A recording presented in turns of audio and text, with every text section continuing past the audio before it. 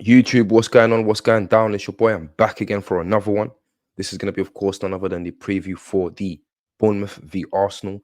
Bournemouth v Arsenal. What else can I say? What else needs to be said about this? This is one of them fixtures that effectively we just need to win. And we need to win pretty. We need to win with fluid football, with uh, everything that we have in terms of showing our quality and really exerting that quality through. Listen, first and foremost, before we go any further, can I please ask you to drop a like on the video, subscribe to the channel if you haven't already, tell a friend to tell a friend, people. But as you can see here, Bournemouth is the next fixture we have. We are back in the Premier League after the Carabao Cup showing. Carabao Cup performance was a needed job done. Many things to work on, many things to improve on.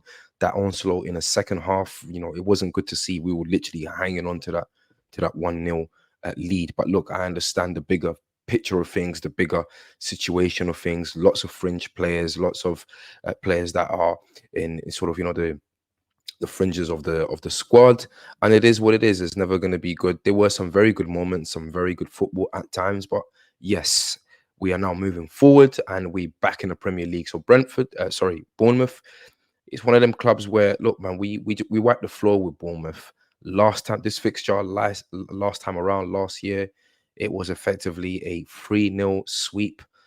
Two goals by Martin Odegaard, one goal by your boy William Saliba, the Rolls Royce of defenders. And we need to see the same thing. It's simple, it's straightforward as that. We just need to go there and arrive at the Vitality, which is going to be at 3 p.m. and hit 3, 4, 5 goals, hopefully past them. That's not what I'm going to predict, a super high scoring game, but I will predict a 3-1. We need to carry on this sort of winning momentum and this mentality to never give up.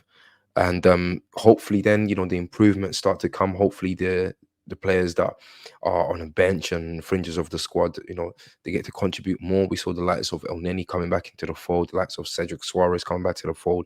Those players, whether you like it or not, they're going to be important for the running, and especially the fact that we have so many injuries. We could be without Saka, we could be without Declan Rice, we can be without Trossard in this game. I think they're all effectively not going to be available for this game. They're going to be potentially coming back for the Man City game or the Lens Champions League away fixture. But yeah, people, man, I say all of that to say this.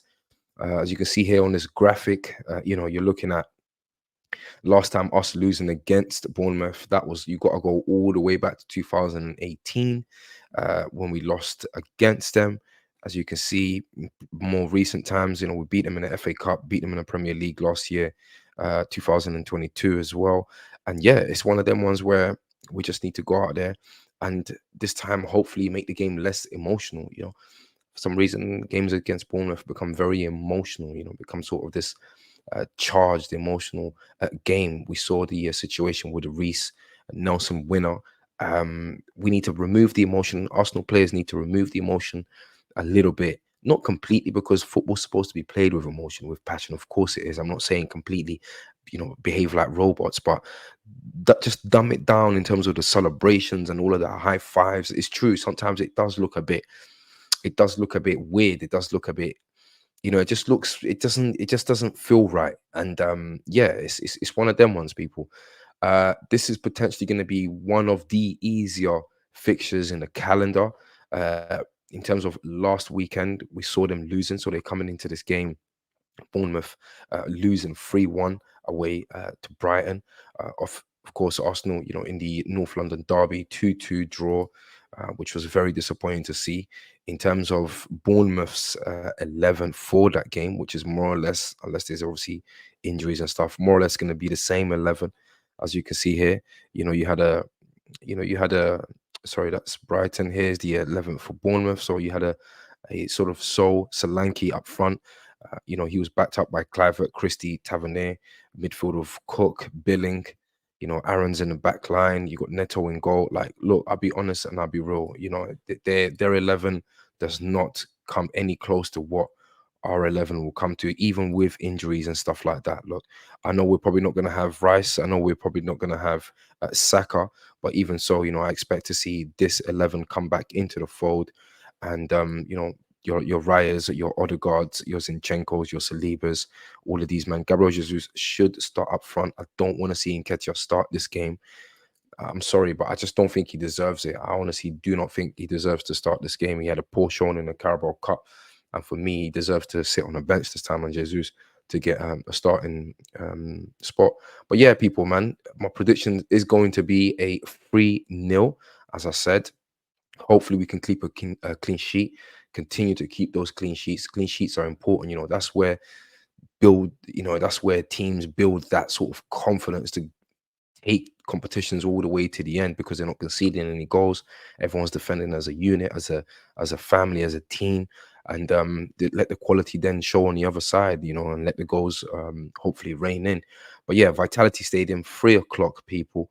We're going to be away to Bournemouth. The games are coming thick and fast straight after that, as you could see. So we've got Bournemouth at 3 p.m. 3rd of October. We got Lens away. So 2 away performances, and then we go to a home performance against Manchester City, and then another away performance to a Chelsea, who look like they've got that win in the Carabao Cup. Looks like a resurgence there, potentially. Maybe, I don't know. Maybe it's too early to say. And then followed up by another away performance, super difficult against Sevilla. Like, we're going into a tough time. We're going into a very critical time. I think 28th of October. Saturday, that weekend is when things come down again. So I would say this is the second sort of, tricky wave of fixtures that we are coming up against this season. We went through the Everton sort of, when beating Everton, and then North London derby, and then obviously the PSV Eindhoven. That was the first phase. This is now most certainly the second phase. The moment we go past the Bournemouth game, and we're supposed to face Lens. You're looking at Lens, Man City, Chelsea, Sevilla, back to back. So yeah, people, we need to make sure that we do everything that needs to be done. The injured players, they need to come back as soon as humanly possible. And Mikel needs to be smart with his team selection. I do expect him to go full strength back to that Premier League 11, as I said. Same thing we're going to expect with obviously Bournemouth, most certainly. And 3 points on the board, you're looking at now a time where there is a little bit of a gap growing. So you don't want to see that gap in the table grow even more. Man City on 18 points. They're most likely going to win their fixture as well. It's most likely that that's what's going to happen. Uh, we need to be able to get up to 17 points. So if we win against Bournemouth, that's where it takes us. 17 points. Man City will be away to Wolverhampton Wanderers, and Wolverhampton Wanderers, they're not, at home. They can pose a problem. They can make it very difficult for you. But all in all, I'm not going to bank on Wolverhampton Wanderers to stop Man City. So look, man, we need to do the business, because look, if we're sitting 5th, equal points with Tottenham. They're doing their thing. We need to do our thing as well. Liverpool's doing their thing as well. Beautiful win, beautiful performance by them in the Carabao Cup yesterday as well at Liverpool. So yeah, so if we're going to be title contenders again, we need to go away to grounds like this, Vitality, and just play convincing. It's a statement, convincing wins. It's not emotional wins, 3-2 and 4-3. Like, please, please, please, guys, let's learn the things that we very quickly need to learn, which is to kill off teams. Like this season, we could have had 8 wins out of 8 if we just knew how to kill off the opposition.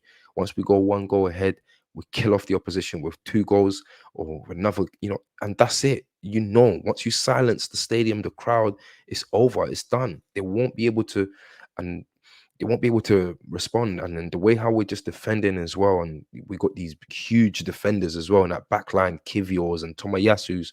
I don't mind if these men start. I don't mind seeing the original and the first 11, but I wouldn't mind to see a Tomayasu, get a very well-deserved sort of run again, or even someone like Kivior. I think he played very well.